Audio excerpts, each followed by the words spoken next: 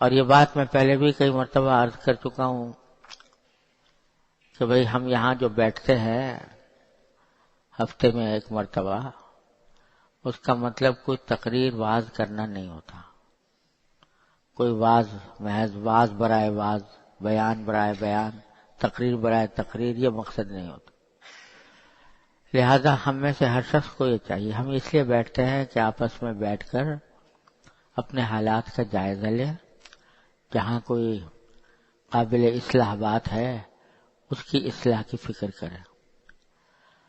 تو فائدہ اس وقت حاصل ہو سکتا ہے جبکہ ہر مرتبہ جب آئیں تو یہ دیکھیں کہ پچھلے ہفتے سے اب تک، پچھلے ہفتے جو باتیں ہم نے کی تھی یا سنی تھی، تو اس سے لے کر اب تک ہمارے طرز عمل میں کوئی فرق آیا کہ نہیں آیا؟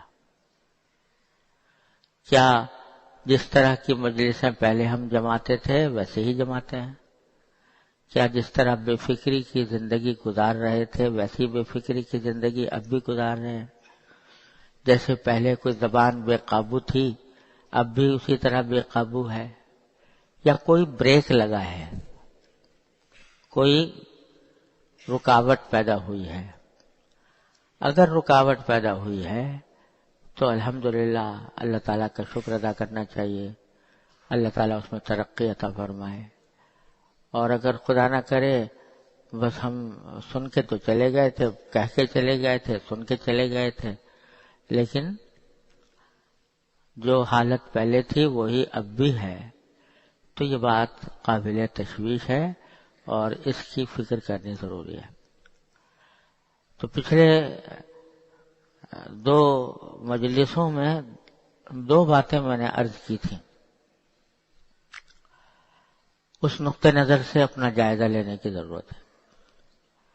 ایک بات یہ عرض کی تھی کہ زبان اللہ تبارک و تعالیٰ کا دیا ہوا بہت بڑا عطیہ ہے، بہت بڑی نعمت ہے، یہ ہماری بے قابو ہے،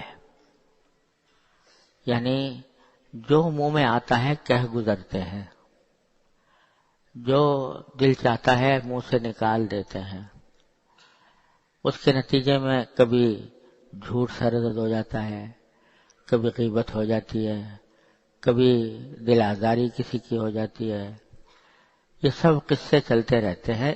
بنیادی سبب کیا ہے کہ زبان قابو میں نہیں، اور زبان کے قابو میں نہ ہونے کی وجہ یہ ہے کہ آخرت سے بے فکری ہے، اللہ تبارک و تعالیٰ سے تعلق میں کمی ہے۔ اگر اللہ تبارک و تعالیٰ کے ساتھ تعلق مضبوط ہو، اگر آخرت کی فکر ہو، مرنے کے بعد کی زندگی کا احساس ہو، تو یہ ہے جو انسان کے اقوال اعمال سب پر بریک لگاتا ہے۔ تو میں نے عرض یہ کیا تھا کہ اپنے خیالات کی رو جو ایک طرف بہی چلی جا رہی ہے اس کو موڑنے کی ضرورت ہے۔ خیالات کی رو اس وقت ہمارے نفس کے پیچھے چل رہی ہے، جو نفس کہتا ہے اسی کی وہی خیالات دل میں آتے رہتے ہیں، کیسے زیادہ سے زیادہ کماؤں، کیسے زیادہ سے زیادہ لذت حاصل کروں، کیسے زیادہ سے زیادہ مزہ حاصل ہو، کیسے اپنی زندگی کو دنیاوی اعتبار سے زیادہ خوشحال بناؤں۔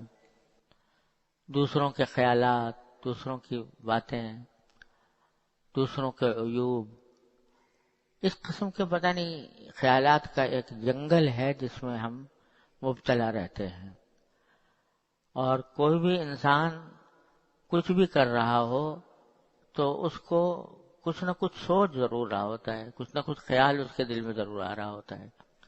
اس وقت وہ خیال کی رو جو ہے وہ چل رہی ہے نفس کے پیچھے، نفس کی خواہشات کے پیچھے۔ اس رو کو کا رخ موڑ کر اللہ جل جلالہ کے ذکر، اللہ تعالیٰ کے سامنے جواب دینے کی فکر، آخرت کی فکر، مرنے کے بعد زندگی کی فکر، اللہ تعالیٰ کی تخلیق پر غور. ان الذین یذکرون اللہ قیاما وقعودا وعلی جنوبہم ویتفکرون فی خلق السماوات والارض. اس طرف اپنے رو کو موڑے آدمی.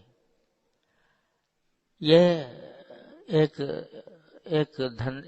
دن کا یا ایک گھنٹے کا یا ایک لمحے کا کام نہیں ہے، یہ مشق کا کام ہے کہ آدمی اپنے خیالات کے رو کو اس طرف لگائے. جو باتیں سوچ رہا ہے بیشتر اگر غور کرو گے، اس کا تجزیہ کرو گے کہ جو باتیں ہم سوچتے رہتے ہیں دن رات، تو اکثر ان میں ایسی ہوتی ہیں جن کا نہ دنیا میں نفع نہ آخرت میں نفع. فضول خیالات آتے رہتے ہیں، بلکہ بعض خیالات ایسے آتے رہتے ہیں جو گناہوں پر ہمیں آمادہ کرتے ہیں، اللہ تعالیٰ کی معصیت پر آمادہ کرتے ہیں.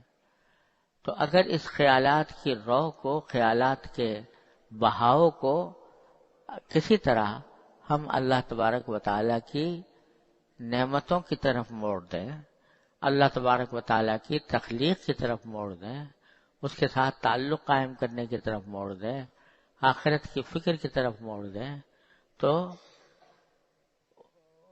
یہی خیالات کی رو جو ہے یہ ہمیں پھر اللہ تعالیٰ سے ملانے لگے گی، اللہ تعالیٰ کے ساتھ تعلق قائم کرنے لگے گی.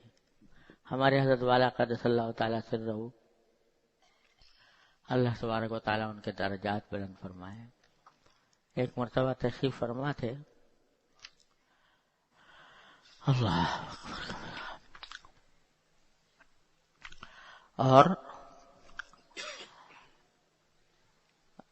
گرمی شدید تھی، شدید گرمی کا موسم تھا، لو چل رہی تھی اور لوگ جو ہیں گرمی سے پریشان تھے. تو یہ ایک آج کل ہم سبھی کا کوئی بھی شاید اس سے مستثنا نہ ہو، موسم پر تبصرہ کرنا ضرور ہوتا ہے. بھئی آج موسم بڑا گرم ہے، آج اتنی گرمی ہے، اس موسم پہ تبصرہ ضرور ہوتا ہے کہیں جب دو چار آدمی ملتے ہیں. تو جب حضرت والا کے پاس پہنچے تو حضرت سے بھی یہ کہہ دیا کہ حضرت بڑی سخت گرمی پڑ رہی ہے.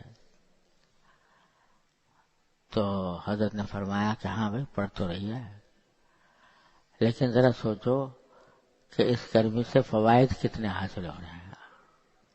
اللہ تبارک و تعالیٰ نے اس گرمی سے کتنے فائدے ہمیں عطا فرمائے ہیں. جراثیم اس سے مر رہے ہیں، فاسد رطوبتیں اس سے جل رہی ہیں، اور اس شدید گرمی کے نتیجے میں بہت سے امراض ہیں ان کا خاتمہ ہو رہا ہے. اس شدید گرمی کے اندر جب ٹھنڈا پانی پیتے ہو تو بڑا لطف آتا ہے. اگر سردی ہوتی تو ہمیں پانی کا مزہ ہی نہ ہوتا، گرمی کے اندر تمہیں پانی کا مزہ مل رہا ہے.